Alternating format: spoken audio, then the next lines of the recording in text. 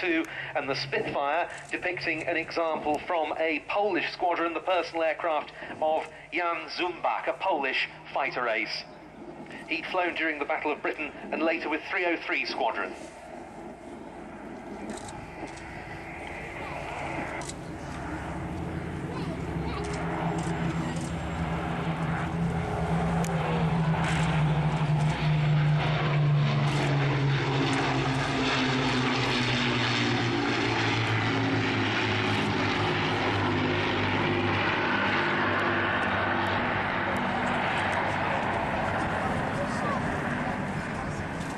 The Lancaster bomber, of course, the only Lancaster flying in Europe. There's a second aircraft that flies in Canada. And there is another Lancaster that regularly does ground runs in Yorkshire.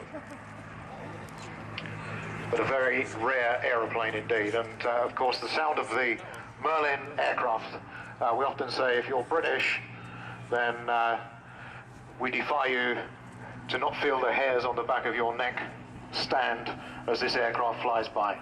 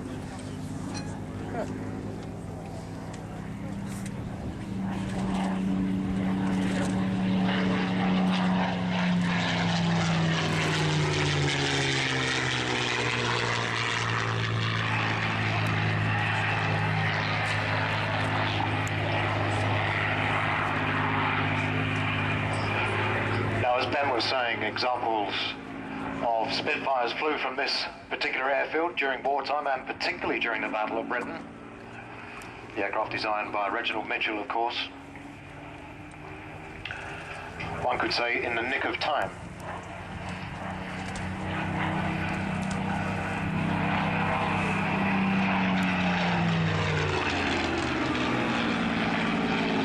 The arrival of the Spitfires and the Hurricanes just prior to the Battle of Britain was not just by some quirk of chance.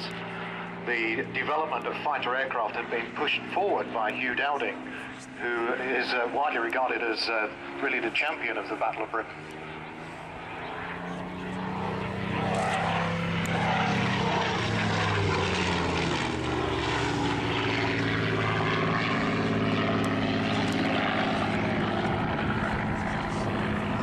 This particular Spitfire is a Mark 5B, and as I mentioned, it's painted in the colours of that aircraft flown by the Polish fighter ace Jan Zumbach, and when it lands, you'll be able to see his personal artwork under the cockpit, including a large Donald Duck motif.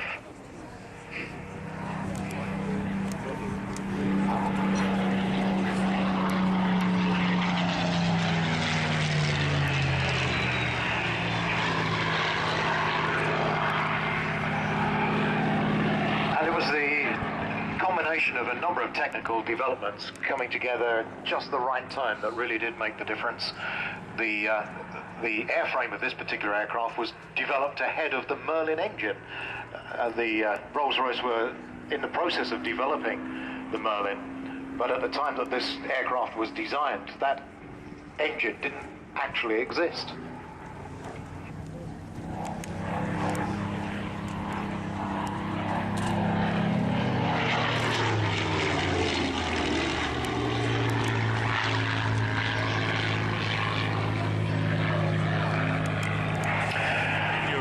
same could be said, of course, for the Hurricane, which we're going to see shortly. And the development of these aircraft, together with the development of radar, again, all of these developments happening just at the right time.